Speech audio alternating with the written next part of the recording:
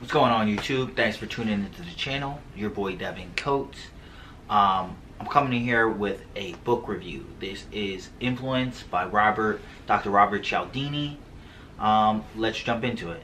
First, just to start, I'm just gonna briefly give you an explanation on the book, but then I'll just give you 5 influence tips or topics that came up throughout the book. First, this book is primarily obviously about influence. It's called Influence and the psychology of what influences us. And Robert Cialdini did a lot of gathering of research, but also field tested studies. Like, I know he tried out for different jobs or studied different jobs where he can kind of get the inside scoop on one. He used people that salesmen like myself, or waiters, people that practice influence on a daily basis, and their pay is directly correlated to that. So I'll give you 5 tips. Number 1 is first just understanding the click word response. So basically he's trying to say we have automatic responses to certain things. They studied, I think it was a turkey, a bird, and basically if they put the same chirp that the baby makes, if they put that actually in a fake baby, the turkey would then go and nurture that baby. It was just basically a click response that whenever it heard it, it decided that I need to raise that baby. So we have those same responses. Number 1, the consistency principle. So that is one technique he mentions through the book, that we have a need to be consistent. He gave an example of when he was met by a door-to-door canvasser. She asked him a bunch of questions. So she asked him things like, do you go out? How regularly? Do you do this? Do you do that? And basically his answer was yes. I go out this frequently, pretty frequent, multiple times a week. And then she hits him with, boom. Well, I have a perfect package for you that will actually save you money based on the answers you just said. And then because of the consistency principle and our click word response with wanting to be consistent with what we've already done, he basically decides, yeah, I'll buy this even though I don't want to, because he kind of exaggerated in his answers to kind of impress the young lady. But after he did say he goes out that much, and that if that was true, this makes sense, he wants to be consistent, he bought the entertainment package, which was like discounts on dinners and movie nights and things like that. Number 2, the concession principle. So that was another one, that we are more influenced by people if they give a concession. So there was this example of I think they were pretty much donators, not donators, they were fundraisers, and they're asking for donations. So the first thing that they would ask is, can you donate $100? And then the person was like, no. Okay, if you can't donate $100, then can you buy my cookies for $20?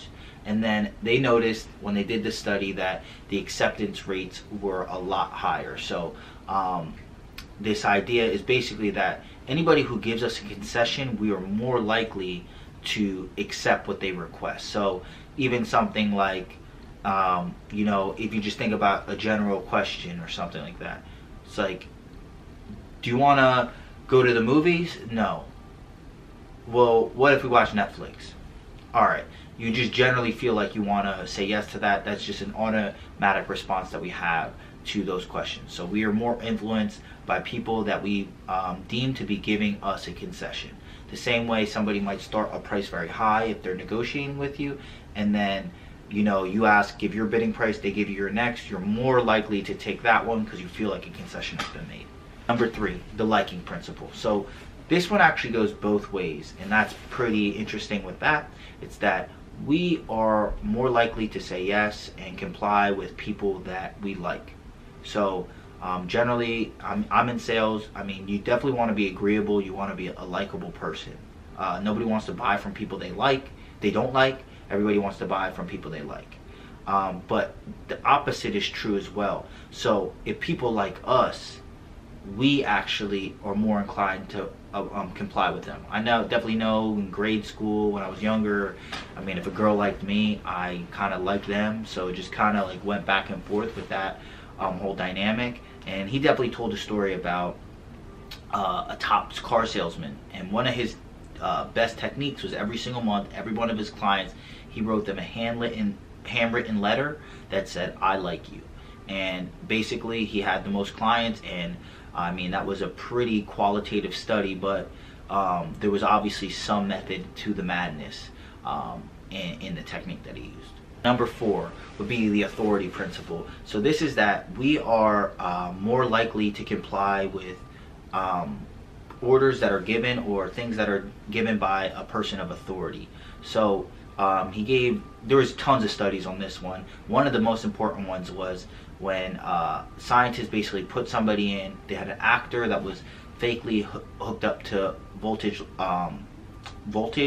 and basically the researcher would say, you know, if he asks these questions, if he gets it wrong, give him a shock. And the voltage always increased, and as it increased, they would keep telling them, the participant who was kind of thought this was all real, that they're really hurting this person, give them a shock. Even after the person shocking, screaming, saying they want to quit, if the authority figure, who is the researcher, keeps telling them to keep shocking them to do the experiment, it was some astounding, like 90% or some, at least 70% actually increased the voltage all the way to killing the actor.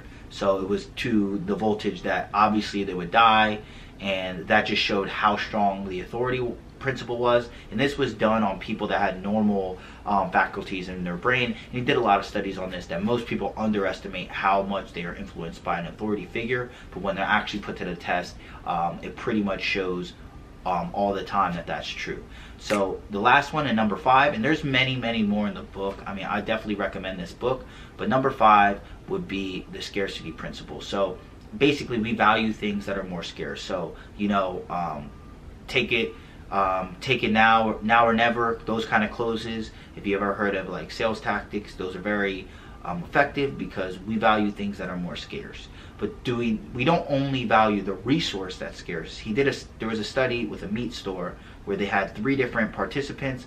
One just kind of was the control group, just normal. One, they told them, you know, meat is going to be scarce for the next 2 weeks. And then they told them, another group, meat is going to be scarce for the next 2 weeks. We got this from a very secret source. And basically, there was some implications that you guys are the only ones with this information. Lo and behold, not only did the first group that had this, knew the resource was going to be scarce, buy more, the group that knew the resource was going to be scarce but also felt the information that they had was going to be scarce, they actually bought 2 times more than the control group, or 3 times more than the control group, and the first group only bought 2 times. So it really showed that we actually even value scarcity in information as well. So anything scarce is something we'll value higher, since we feel like we're not going to have a lot of it in the future.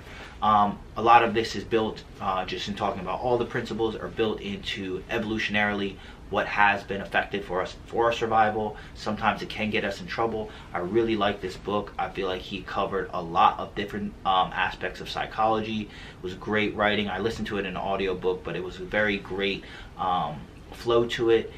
It was a great mix of quantitative and qualitative research, where he was actually working in sales organizations, working in restaurants to observe, as well as compiling data from other resources as well. So I really like this book. I feel like in terms of, if you're in sales, if you're just actually not just sales, or like if you're just a human, this is going to be important, because your life is going to be based around social interaction. This really gives you a lot of insight into the decisions you're making every day, decisions other people are making every day, and it's something that can benefit you in pretty much all of your aspects of life in dealing with people. Definitely appreciate you taking a look at this book review and listening and sitting through. Like, comment, subscribe, dislike if you don't like it. Any feedback is definitely more than appreciated. Appreciate all the time you've given me. It's your boy Devin Coates. Until next time, peace.